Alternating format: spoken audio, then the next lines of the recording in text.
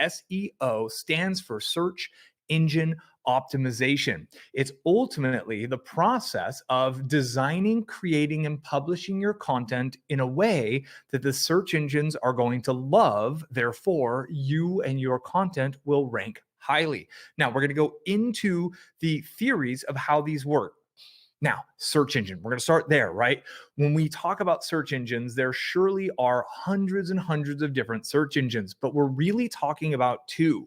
Number one is Google, and number two is YouTube. Those are the number one and two most common search engines on the web. Sure, there's Bing, there's Yahoo, there's DuckDuckGo, there's all kinds of different search engines, and even Amazon is a search engine, right? And all of them have their own variation of how this works, and you can apply SEO to all of those different search engines. But again, for this kind of example, or for this video, we're really talking about Google as number one because of the massive amount of traffic. My wife's website has generated over 33 million visits. Most of those have come from Google because of the content we created and how we created that content. This channel you're watching here on YouTube gets displayed for thousands and thousands of keyword phrases. Most of my visits and most of the people who have found my videos here found me through the search engine of YouTube. Many found me from the Google search engine, actually.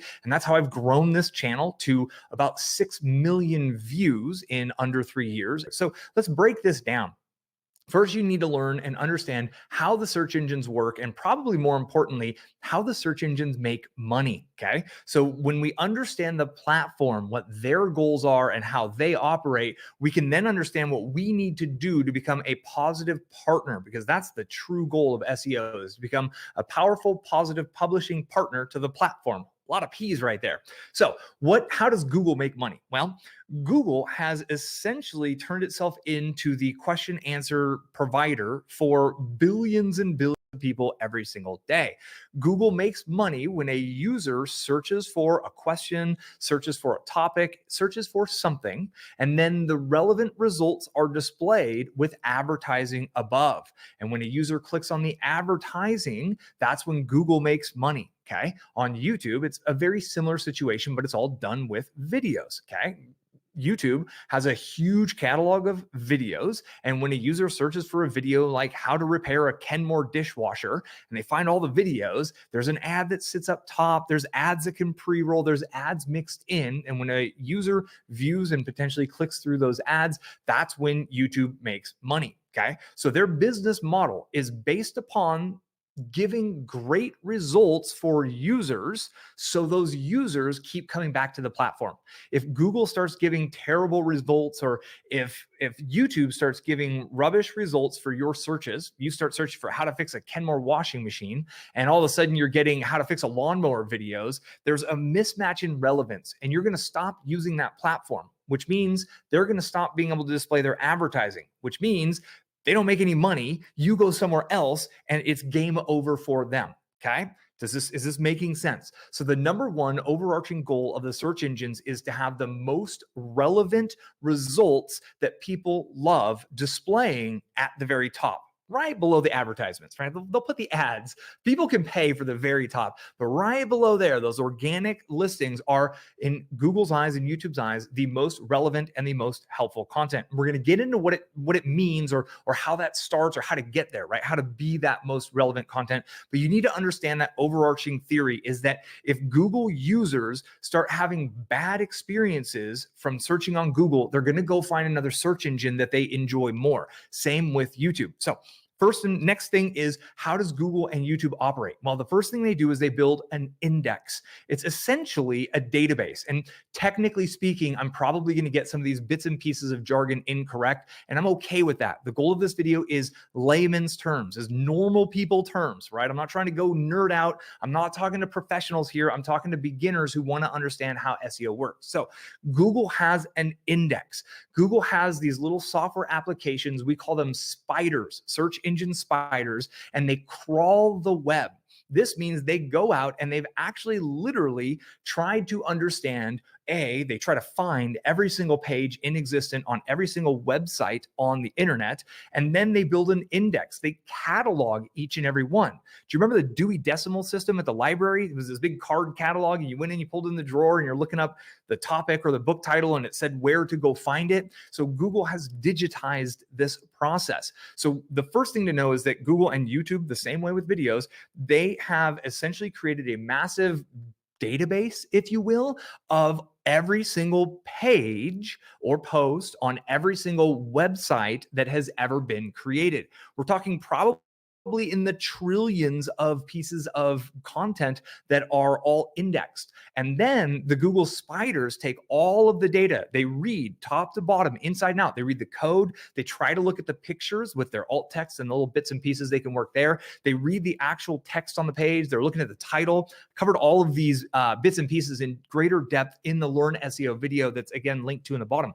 But what they're doing is they're literally trying to understand what is the core topic for every page out there. Okay. So they go find every page, which means they follow every link, they go read, then they try to understand what every single page on every single website is about. And then they use other kind of, well, essentially it's their algorithm that does this next part. And their algorithm decides how strong every page is for every specific keyword phrase. And their algorithm is essentially going to connect every page with one or more specific search phrases.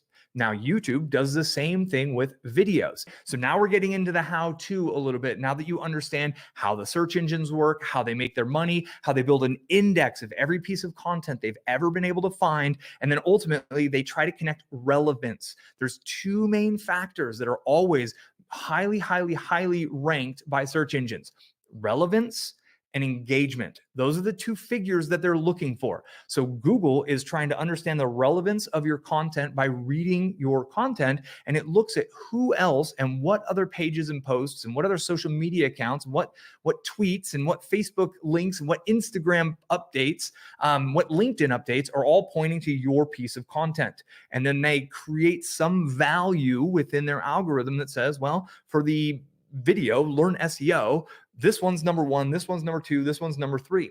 And they're always readjusting and analyzing. So it's the relevance of the content, the title, description, all the bits and pieces you can manipulate on page, combined with the relevance of all of the links and all of the social activity pointing to that piece. That's the off-page side of things. Then their algorithm crunches all of those numbers, and essentially it takes every single page or post that's ever been indexed for that phrase, and it ranks them in order, and within a millisecond it delivers that first page of results, and it neatly tucks in those 3, 4, 5, 6 ads, however many ads Google is trying to put on there today, and they all fill right in. And that is the kind of calculation that happens in an absolute instant.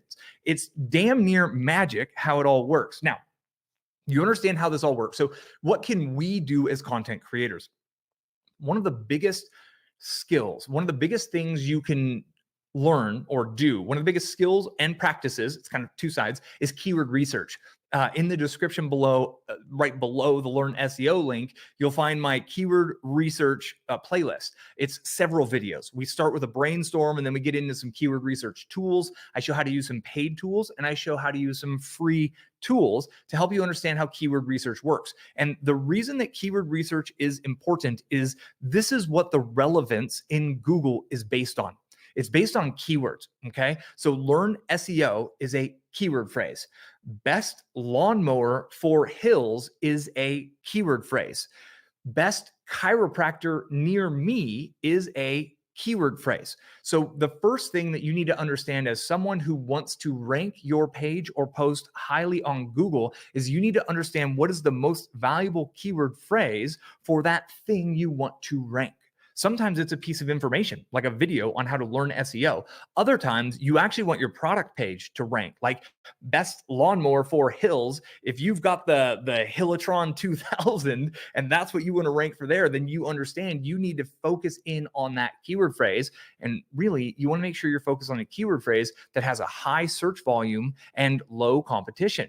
and we can go get this kind of data. That's what I teach in those other videos. So for this video, if you notice in the title, I don't remember the exact title that I have right now, but I know it started out essentially what is SEO was the main keyword phrase that I was after. And then I had I think, how does it work? And I believe beginner SEO was another thing I tried to get in there. So I'm intensely focused on one specific keyword phrase with the title of this video and loosely focused on two other relevant keyword phrases. Okay, that's where the relevance comes in. And then Google and YouTube and all the search engines, they monitor the engagement. If you have Google Analytics on your website, Google gets a lot of data about how long people stay on your site, about what kind of actions, if they click through to 2 pages, if they visit 2, 3, 4, 5 pages on average, if they stick around on average for 22 seconds or for 2 minutes and 22 seconds. And Google's paying attention to this. Google's also paying attention to your click-through rate on the actual search engine's results page. We often call that a SERP, by the way, S-E-R-P. You'll see it all capitalized.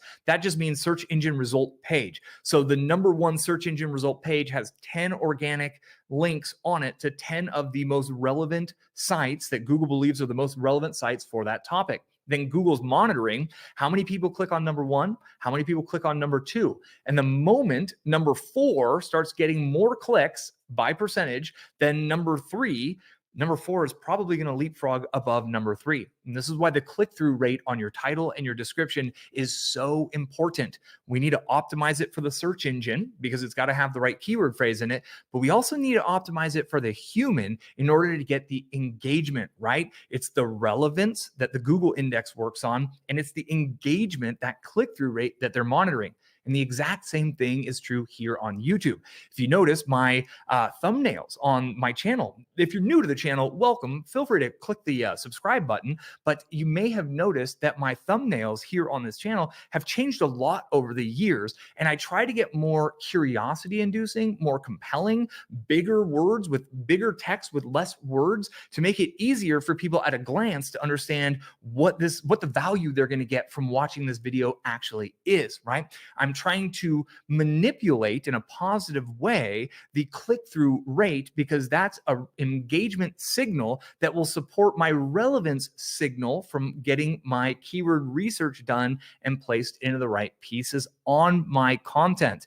Now, at this point, we're talking about the keyword research and where to put those keywords and how to structure the content on a blog post or on a page. You have even more metrics that you can work with, right? There's the H1 tags, the heading 2, heading 3, heading 4. We have the bold, we have the italics, you have bulleted lists, you have numbered lists. There's a lot of different code-based factors that you can leverage to build relevance towards your main keyword phrase on a blog post. I'm not going to get into that in depth because, again, I did that in the Learn SEO video. So all the nuts and bolts are going to go from that video. But now at this point in the video, you should fully understand that SEO, which is search engine optimization, is the process that we content publishers use to help Google understand the relevance of our content for a keyword phrase that they've indexed and know that gets a high search volume. And then we leverage the on-page content, the off-page links with the relevance factors to manipulate. Manipulation is not a bad word. It can be used incorrectly, but when we're doing it in our way, we're trying to manipulate the search engine results to display us first because we're confident that our content will give the Google user and the YouTube user a great experience. And that metric is then picked up by the search engine. They see we've got relevance on page. They see we've got relevance off page. They see we got good click-through rates and we've got good engagement numbers. Therefore, we solidly land this piece of content that we put out on the search engines, high up on the SERPs for our core keyword phrase. We get traffic, Google or YouTube get happy users. And then the big trick is to go right onto that next post or that next video and do it again and again and again. This is why my wife's website has had 33 million visits, most of which come from Google directly. It's because she's created thousands of blog posts that are each optimized for a specific keyword and they're optimized for the user experience at the same time. We get traffic from hundreds of thousands of keyword phrases each and every month. And those posts she wrote back in 2009, 2010, 2011 are still getting good traffic coming in. So we get new visitors, we get new leads, and we get new customers from content that we published 7, 8, 9, 10 years ago today. This is the power of search engine marketing. This is the power of content marketing done correctly in my mind. And that's why with this newer brand, the Miles Beckler brand that teaches everything I know about digital marketing 100% for free, that's why I chose to partner with one search engine for years on end to give as much value as I can through videos so I can show YouTube that I'm a serious publisher.